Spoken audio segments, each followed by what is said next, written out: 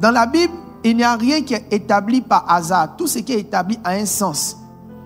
Donc, il y a une chose qu'il faut remarquer. J'en ai parlé, je reviendrai dessus demain plus en profondeur. Il y a une chose qui a un sens. Vous observez que dans les Écritures, ils avaient l'habitude de compter. Compter faisait partie de leur pratique. Ce n'est pas par hasard qu'on cite 120 personnes. Pourquoi on dit 120 personnes? Ça veut dire que quelqu'un s'est levé puis il a pris son doigt ou son index. 1, 2, 3, 4, 5. Et il en a trouvé 120. Le jour de la Pentecôte, beaucoup de choses, ou bien après avoir prêché au jour de la Pentecôte, les disciples auraient pu faire beaucoup d'autres choses. Mais pourquoi se concentrer sur le fait de faire le point du nombre de personnes qui sont là? Et figurez-vous, ce n'est pas des petits chiffres. 3000 personnes, ce n'est pas petit chiffre. Donc, ils ont dû prendre le temps de compter les gens. 1, 2, 3, 4, 5, 6, 7, 8, 9, 10, 11, 12, 13, 14, jusqu'à ce qu'ils atteignent 3000 personnes. Et ils sont venus dire à Pierre, il y a 3000 maintenant, faisons le rapport. Et ils ont établi un rapport. C'est parce qu'ils avaient un cahier de rapport qu'aujourd'hui on a cela dans les tests qu'on a aujourd'hui. Donc certainement qu'ils avaient un cahier pour les messages prêchés. Et ils avaient un cahier pour le nombre de personnes présentes. Et je peux vous dire que c'est une habitude qu'ils ont gardée. On va lire d'autres tests qui montrent le principe du nombre. Demain ça sera chaud ici. Hein. Qui aime le nombre?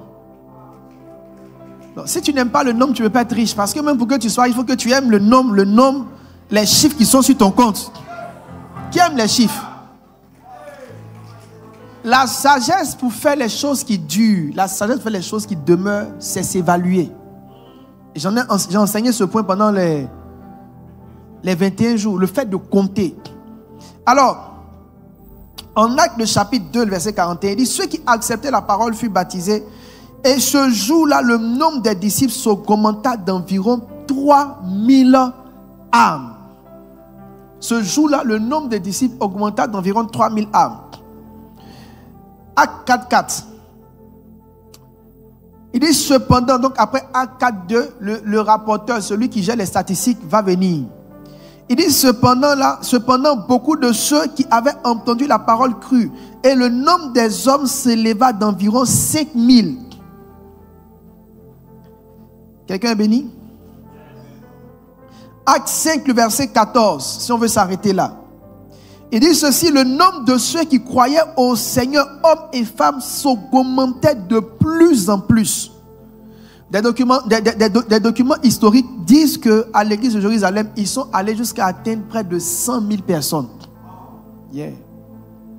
Est-ce que je peux prophétiser? Qu'il soit donné à l'église de Jésus de Nazareth de commencer à rentrer dans des paliers de croissance jamais expérimentés par le passé au nom de Jésus. Pourquoi je t'ai envoyé ici? Quel est ton sujet de prière dans cette saison? Donne-moi quelque chose. J'ai vu que les chrétiens prient pour beaucoup de choses, mais les chrétiens ne prient pas pour les choses bibliques. Il y a des choses bibliques. L'une des choses bibliques, c'est que l'église grandissait, croissait, augmentait. Donc, intentionnellement, les chrétiens avaient cette culture de prier pour que l'augmentation se fasse. On dit ils augmentaient de plus en plus. Ils ajoutaient. C'est des phénomènes. Aujourd'hui, tu as atteint un niveau. Quand tu pries, tu dois pouvoir prier pour qu'il y ait augmentation. Ça doit te gêner d'être assis dans une église qui ne grandit pas.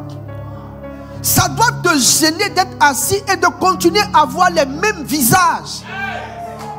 Regarde ton frère, il faut lui dire, je suis fatigué de te voir tous les jours, le même visage. Je veux un nouveau voisin, je veux un nouveau voisin. Une nouvelle voisine, de nouvelles personnes. Je veux voir l'augmentation.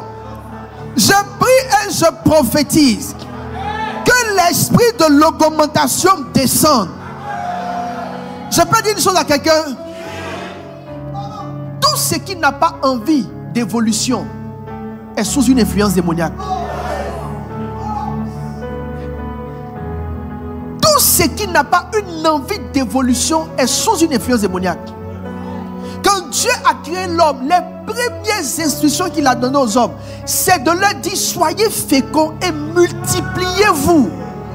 Je ne parle même pas, ça je parle de ce qu'il a dit aux hommes, même aux animaux. Il a mis dans l'esprit des animaux l'instinct de se développer. Il a dit aux animaux, vous aussi là, animaux, quand vous allez avancer, faites l'effort d'être fécond et de vous multiplier. Pourquoi? Parce que la loi de la survie s'additionne à la loi de la multiplication. Tout ce qui ne s'étend pas disparaît. La Turquie était un pays chrétien. Corinthe, Thessalonique, toutes ces choses étaient en Turquie. Si vous partez là-bas aujourd'hui, il n'y a plus de traces de christianisme. L'une des plus grandes églises, un grand bâtiment qu'on appelait Hagia Sophia, a été utilisé pour une autre confession. Parce que ce qui ne se multiplie pas disparaît. Il y a une expression qu'on appelle des animaux en voie de disparition. C'est des animaux dans lesquels, à un moment donné, ils mouraient plus qu'ils ne se multipliaient. Ils se perdaient plus qu'ils ne s'étendaient. Satan est fort. Je peux vous dire comment il est fort. L'une des armes les plus puissantes du diable, qu'il utilise même dans la guerre, c'est de mettre ton esprit sur la chose qui n'est pas essentielle.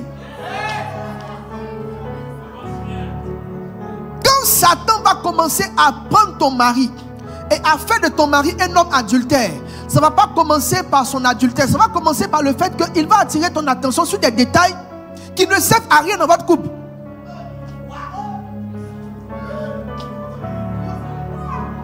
Il va mettre ton regard sur quelque chose et puis tout le temps tu embêtes le monsieur pour une chose qui n'a pas de sens. Parce que Satan sait que c'est le temps de vous séparer. Mais le but derrière ça, c'est de faire en sorte que dans cette période-là, une autre fille le rencontre et qu'il se sente de plus en plus bien avec elle. Et que quand il vient à la maison, toi tu es tout dans les détails. Non, les là, c'est la première étape. Il y a une deuxième étape. Satan va tuer l'église en faisant en sorte que notre esprit soit sur des choses qui sont secondaires.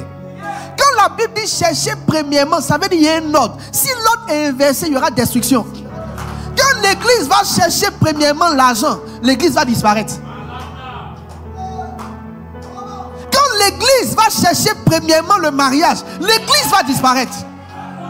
Quand l'église va chercher premièrement la promotion, l'église va disparaître. Parce que l'ordre a été inversé. Il a dit quand vous allez naître, il a dit aux animaux, quand vous allez naître là, concentrez-vous sur une seule chose.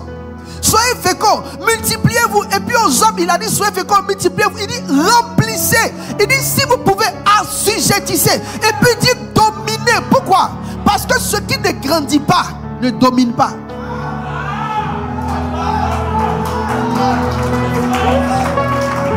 Donc la domination de l'église, ce n'est pas seulement dans les 21 jours de jeûne. La domination de l'église est dans le fait que les chrétiens deviennent nombreux. Tu rentres à la douane, il y a un chrétien. Tu rentres à l'aéroport, il y a un chrétien. Tu vas dans l'armée, il y a un chrétien. Ils sont partout. Et pas les chrétiens chewing-gum, pas les chrétiens poteau-poteau, les vrais chrétiens. DG, mais intelligence renouvelée. Ministre, mais intelligence renouvelée avec parler en langue comme support. Ça dit qu'il arrive au travail avant même de commencer. Des gens qui sont initiés dans l'art de faire les choses de l'esprit. Il y a un ordre. Et l'ordre, écoutez, les premières paroles sont essentielles. Les premières paroles sont essentielles. Un grand Dieu, il nous crée et puis il dit, regardez, mes amis, c'est comme s'il t'a dit, il t'a donné le code de ton existence. Il crée le gars et puis la première chose qu'il lui dit, il dit, regarde, aussi longtemps que tu es sur terre, assure-toi d'être fécond. C'est tout ce qu'il a dit. Et puis il dit, quand tu vas faire, si ça marche, il faut multiplier. Et puis il dit, si ça multiplie, que tu sens que ça marche, essaie de remplir. Il dit, si tu remplis que ça marche, essaie d'assujettir. Il dit, si tu fais que ça marche, essaie de dominer, ça veut dire maintenir. Maintenir dans le temps. C'est dans la domination que la prospérité vient. Ce n'est pas dans la quête de la prospérité.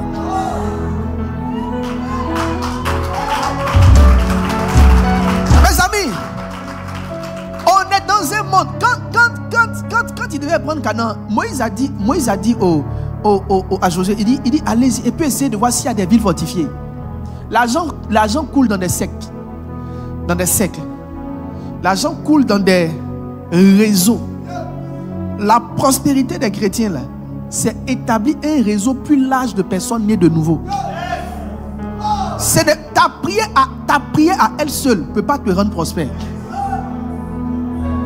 Pour que tu deviennes prospère, pour que la promesse de la prospérité de l'église arrive, il faut qu'il y ait beaucoup de chrétiens partout. Moi, je connais plusieurs chrétiens dans le monde des affaires qui peuvent avoir de gros marchés, mais il y a quelqu'un qui est quelque part qui bloque. J'ai parlé avec d'autres personnes qui ont des marchés incroyables. Le marché est validé, c'est monté, quelqu'un a gommé le nom des gars. Mais le gars qui gomme là, il gomme parce que les gens qui ont le marché là, ils ne sont pas dans leur réseau.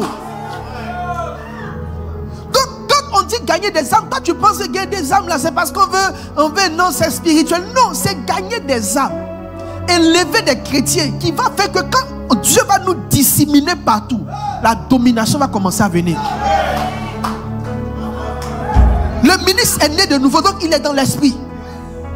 Pendant qu'on dépose nos documents pour comment on appelle, pour les marchés, pour soumettre les marchés, le ministre qui est né de nouveau sait que c'est en fait, l'esprit de Dieu même va lui dire, il faut fonctionner avec les gens qui sont nés de nouveau.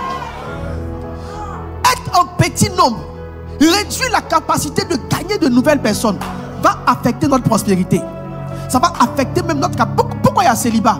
C'est pas parce qu'il n'y a pas les hommes, c'est parce qu'il y a des hommes qu'on ne peut pas marier.